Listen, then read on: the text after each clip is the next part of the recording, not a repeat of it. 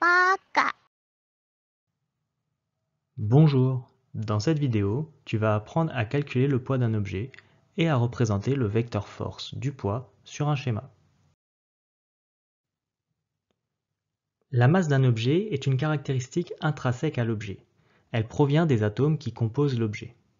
Par exemple, une boule de bowling est composée d'un très grand nombre d'atomes, ce qui fait qu'elle possède une masse importante.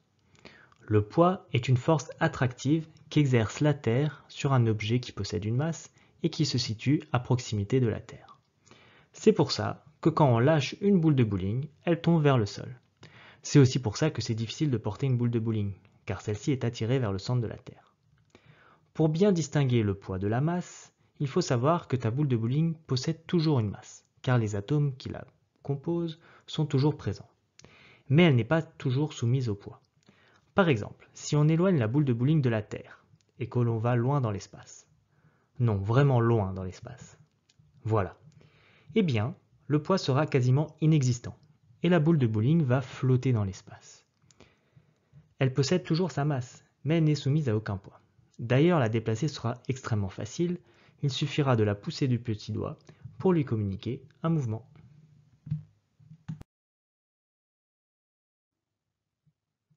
La formule mathématique qui relie le poids à la masse est la suivante. P égale m fois g. P correspond au poids, qui est une force qui s'exprime en newton, noté N majuscule. M correspond à la masse exprimée en kilogrammes. Et enfin, G est l'intensité de pesanteur qui s'exprime en newton par kilogramme. Sur Terre, l'intensité de pesanteur varie en fonction de l'altitude et de la latitude, mais aussi de manière plus négligeable en fonction de la proximité des autres astres comme la Lune. Globalement, on retient que G vaut environ 9,81 newton par kilogramme. Cette valeur de l'intensité de pesanteur est à connaître par cœur. Voyons comment représenter le vecteur poids.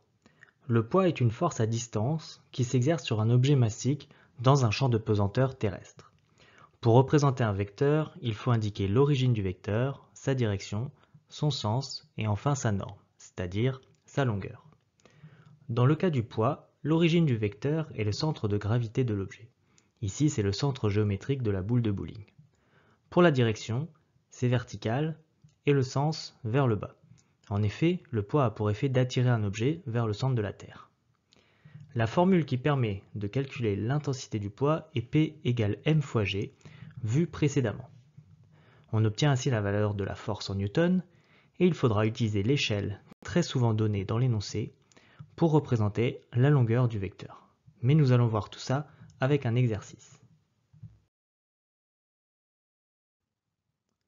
Voici un exercice pour t'entraîner.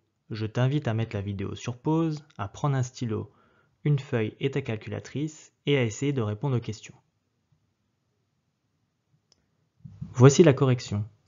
Alors, pour la première partie, on demande de calculer le poids de l'haltère à la surface de la Terre.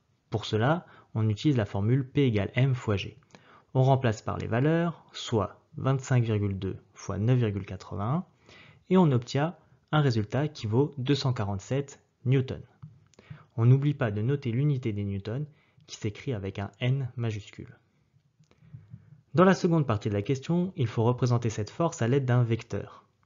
On sait que le point d'application de la force sera le centre de gravité de l'objet, c'est-à-dire son centre géométrique, ici le milieu de l'haltère. Pour la direction et le sens du poids, le vecteur est vertical vers le bas, c'est-à-dire vers le centre de la planète. Il nous reste à représenter la longueur du vecteur en tenant compte de l'échelle. L'échelle qui nous est donnée est 1 cm correspond à 20 newtons. On utilise un produit en croix pour déterminer la longueur de ce vecteur. On obtient ainsi la longueur du vecteur qui sera 12,3 cm. Et on n'oublie pas d'indiquer à côté du vecteur la lettre P surmontée d'une flèche qui signifie vecteur poids.